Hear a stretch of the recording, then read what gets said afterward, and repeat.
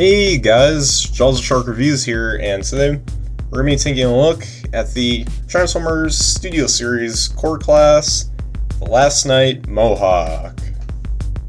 So, here he is in his motorcycle alt mode, and yeah, before we take a look at Mohawk himself, let's take a look at the packaging. So, yeah, here it is.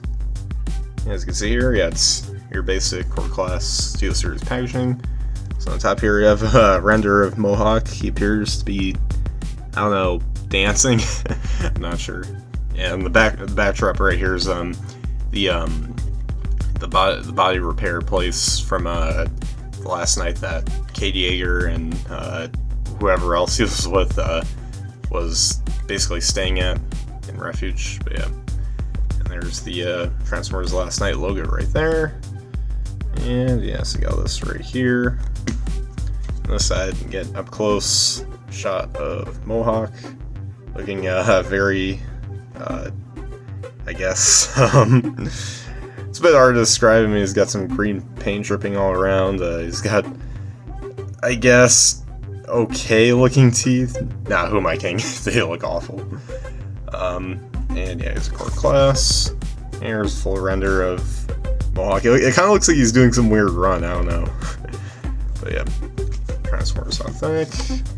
And the back, get some renders of him right here, or at least of the figure this time. And yeah, 13 steps. And you got this right below here. And the bottom, this right here.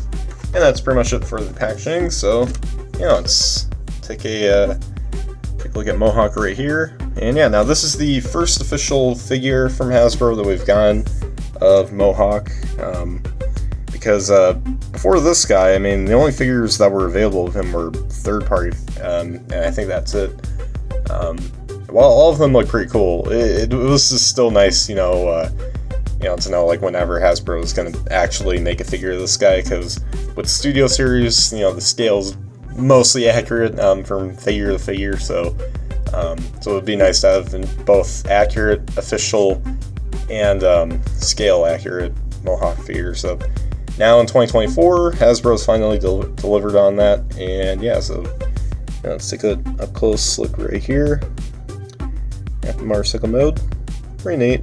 I mean, it's it's a little bit blocky, but for a Core Class, it's not too bad. I mean, we've seen some better ones in motorcycle alt mode, but yeah, not too bad. And you got the wheels right here. Really nice. I like how they're two separate designs. And here's the bottom. Oh, this is just carryover from the robot mode. But yeah, you do get some green kind of paint splotched everywhere. Yeah, accurate to how you print the movie. I hope we got visible head syndrome right here. And yeah, so that's pretty much it for alt mode. It's not really a lot. So yeah, now anyways, for the accessories, he does come with a dagger knife, and just take a look at right here. It's very plain simple, but yeah. On this side here, though, you have like a little groove, and so and that's for storage. So in alt mode right here, there's like one little tab right here, specifically for the knife, and you just want to position it like this. And then insert that into there, and there you go. So it blends in mostly nice. I mean, even though it's like the same color of plastic, you can still tell where it is. I mean, I guess if you look at it from this angle, or maybe I mean, you can tell the knife is just kind of sitting there, but that's not too bad. So yeah, there it is. As for storage elsewhere, not sure. I think that might be it. So let's move it out of the way, and let's do one quick little size comparison. Here he is with the Legacy Iguanas. I apologize if I don't have any better figures to compare him with. It's just, this is like the very first Mohawk figure that we've gotten, and I don't know any of the third-party ones. So I decided to compare him with another Core Class motorcycle character, and yeah. So there they are. Alright, so let's get right down to the transformation, shall we? So, starting off, you just want to untab the arms from right here. You can see the tabs go into those slots. And straighten out the arms from there. And there we go. And then just untab the biceps from right here. And there we go. And I can spread out the shoulders all like this. So, got this going on. Kind of reminds me of the 2007 Megatron's jet design in some ways. I don't know. Maybe my imagination is going places, but yeah. So yeah. The next what you want to do is you want to split apart the feet right here, and there you go. And then bring down the legs. And next, just adjust his legs so like this. Almost like the ATSTs from Star Wars. Just kind of neat.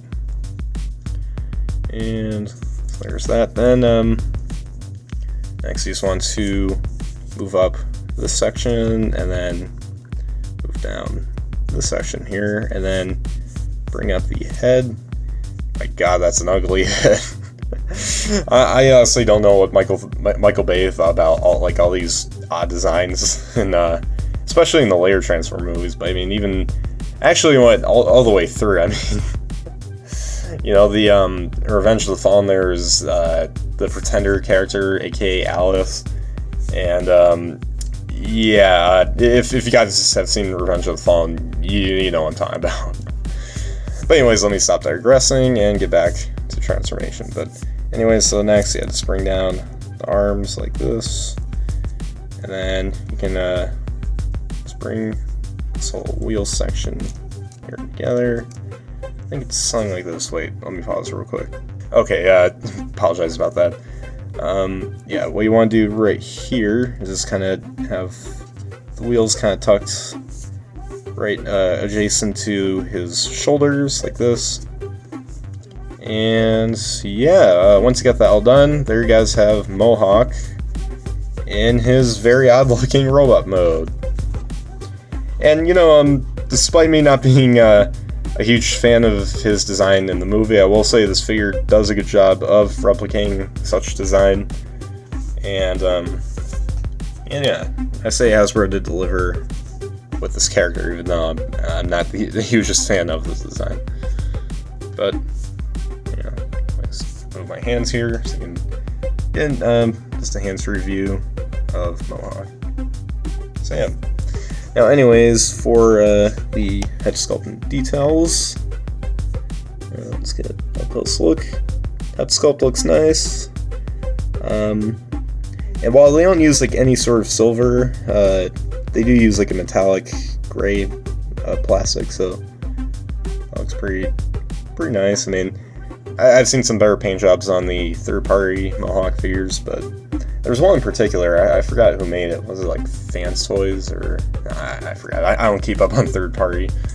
I don't know if many all do, but yeah. So let's take a look at that here. Very nice. They got that huge old Mohawk right on top, and that's where he gets his name. Get that Green Panther. I love the kind of spilling effect that they got here, and yeah. Got the legs here, no paint, pretty bare, but yeah. On the back, probably the most ugly part of this ugly design. But yeah, that's just because of this kind of kibble here, but again, not too shabby. So yeah, that pretty much concludes there for the details. So next up, let's do the articulation. So yeah, head can swivel side to side. The head can move backwards, actually all the way, but that's mostly due to transformation. But I guess, I mean, it looks natural enough, but you can't really look down. Now, one thing that this guy has that pretty much most of the Steel Series figures, except a few, have, and that's a mouth articulation. I would say jaw articulation, but that's not the part that moves, it's more so the skull. So I guess you could say skull articulation. Yeah, there you go. So you can just have him talking like this, and yeah, it goes open that far Yeah. And I will say, I do like this too. I absolutely love the paint that they gave his teeth. So yeah. Anyways, back to posability. So, yeah, he does have a ball joint here at both shoulders, so you can get all kinds of movement. And the arms can move out this far, but you can move them up all the way to here if you like, thanks to this pin joint. And let's bring it up. He does have a double bend at the elbow. So there's that. And because there's a ball joint on this end of the elbow joint, you can wiggle all around if you like. And yeah, no waist swivel, but his legs can kick back that far, kick forward that far, and then move outwards this much. And since they're ball joints, you can do all this. And he has a one bend here at this section of the knee, not this section. This is kind of like stuck in place. This is like the only area that does move, so you can get some nice knee bends there. And his feet are on ball joints, so you can move it all around. And yeah, so that's pretty much it for the articulation. Pretty basic, but for a core class, I'd say this is pretty well done. I mean, there's some core figures that have a lot less articulation like this. I mean, the fact that this guy has, like a skull movement, I think that's pretty nice. I don't know if there's any other core class figures that have that, so it's always cool whenever they add a feature for even characters this small. And speaking of features, so if you remember in the movie how he died, well, boom. Yeah, that's where he can pop off his head, and not like, with a ball joint or whatever. Like, this is actually intended to come off. And yeah, so what they did was they used the mushroom peg, and they fill out like a hole at the bottom of his neck, and then they just put that in. There you go. So now I can pop it off just like in the movie. I know, right? Great for kids. This is like, what, an 8+ toy? So great for 8-year-olds. And of course, comes with his dagger knife, so we can just put that in his hand right here. There we go. It's nice and tight. I do notice right here they did use some white paint, so it kind of breaks it off from just the green paint. So, yeah, now anyways, let's do one quick little comparison here. So, yeah, anyways, for the robot mode size comparisons, here he is again with Iguanus. So, there's that. Now, aside from these two being core class motorcycle characters, they're pretty irrelevant to each other, but, yeah, hopefully we do get some more TLK figures in Studio Series, because we got so far, we got, well, I'll say Mohawk, Hot Rod, Crosshairs, Drift, which I never found because I think it was like an Amazon exclusive. I think they did, well, they did do a KSI pod or whatever using the mold they used for Nitro Zeus in the Last Night line, but that's Age of Extinction more so. But anyone else? Well, I know next year they're going to do an Optimus Prime, but I think that's based on Age of Extinction. So yeah, there's a lot more they got to do.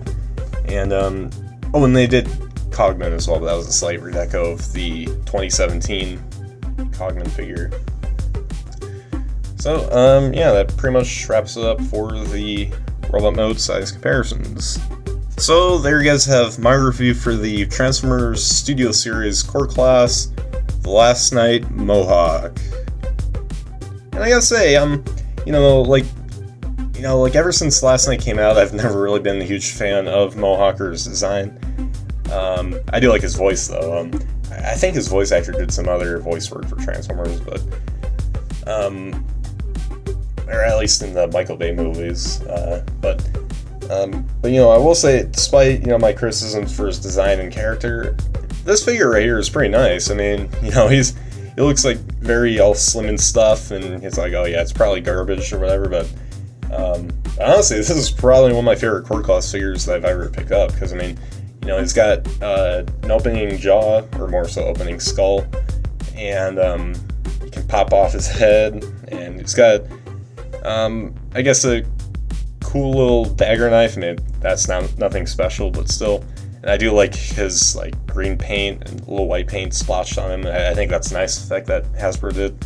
Almost in a similar vein as in Siege with the battle scratches and stuff.